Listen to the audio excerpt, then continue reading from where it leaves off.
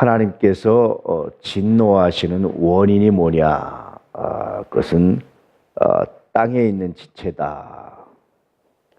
잘못 오해하면요, 우리의 육신적인 일, 또 눈에 보이는 모든 것들이 다 잘못된 것으로 생각할 수 있거든요. 그래서 조로아스터교 같은 경우는요, 오래전부터 사람을 화장을 해요. 왜냐하면 이 물질적인 것, 육체적인 것은 다 악하기 때문에 불로 태워서 정화시켜야 된다는 거예요. 불교에서 시신을 화장하는 것도 같은 의미가 있습니다. 그러니까 생각보다 이런 것들이 굉장히 넓게 퍼졌어요. 이것은 인간의 삶을 부정하죠. 그래서 결혼을 금하기도 한다든지 여러 가지 이것으로 나타납니다. 근데 성서는, 하나님은 인간의 삶이라든지 육체라든지 이런 걸 부정하는 게 아니에요. 그 안에 있는 죄에 대해서 말하는 겁니다. 그 죄의 근원이 어디 있느냐? 그거는 외식적이고 의식적이고 이런 것들이 포함됐는데, 그런 것들은 우상 숭배와 관련되었다라고 말씀하고 있는 거예요. 결국 우상 숭배는 어떤 형상을 만들어서 절하는 것뿐만이 아니라 우리가 하나님보다 더 사랑하는 것, 하나님 말씀보다 더 우선권을 두는 것, 이것도 우상 숭배일 수 있다는 거예요. 예를 들면 술 중독, 알코올 중독, 우상 숭배일 수 있다는 거예요. 거기에 매여 있으면 담배를 끊지 못하는 것도 우상 숭배일 수 있다는 거예요. 뿐만 아니라 우리가 육체적인 쾌락을 제어하지 못하고 절제하지 못하는 것도 우상 숭배일 수 있다. 이건 땅에 있는 것들이다. 이것들로 말미암아 하나님의 심판이, 하나님의 진노가 일어난다. 다 부정하는 게 아닙니다. 다 하지 말라는 게 아닙니다. 물론 죄나 악은 하지 말아야 돼요. 그런데 우리가 절제할 수 있으면, 우리가 하나님 말씀에 언제든지 따를 준비를 하고 하나님께서 하지 말라 하시면 중단할 능력이 있으면, 그것은 또 별개의 문제가 돼요.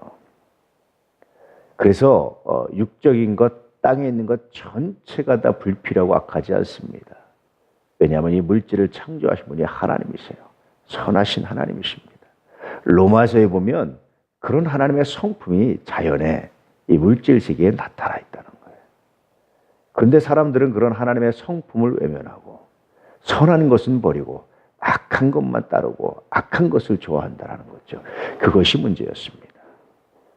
그래서 선으로 악을 이겨야 되는데 오히려 반대로 악으로 선을 이기는 그런 일들이 반복되는데, 이것이 바로 우상 숭배고, 이것이 하나님께서 진노하시고 심판하시는 근거입니다.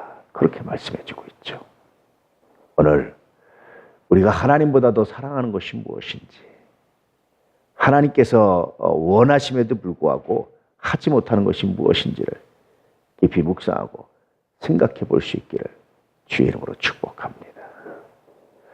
하나님의 기쁨이 무엇인지, 좀 더 말하면 하나님의 마음이 무엇인지, 조금 더 이제 뒤에 하늘의 것, 위에 있는 것, 하나님의 마음을 묵상하는데, 그것은 하나님의 형상이죠.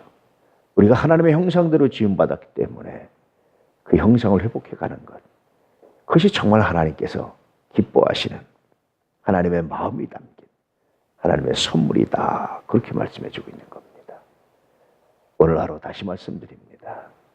하지 말라 하는데 왜 나는 중단할 수 없을까? 불평하지 말라고, 원망하지 말라고. 그렇게 하는데 왜 나는 그걸 중단할 수 없을까? 만약에 중단할 수 없다면 그것도 우상 숭배일 수 있다라는 생각을 기억하시고, 혹시 알코올 중독뿐이 아니라 불평 중독에 빠졌다면 그것도 깊이 묵상하고 회개할 수 있는 은혜가 있기를 축복합니다. 우리 하나님이 원하시면, 하나님이 말씀하시면 순종하겠나이다. 이 고백을 가지고 말씀을 대하시고, 이 고백을 가지고 오늘 하루의 삶을 엮어가시는 귀한 은혜가 있기를 축복합니다.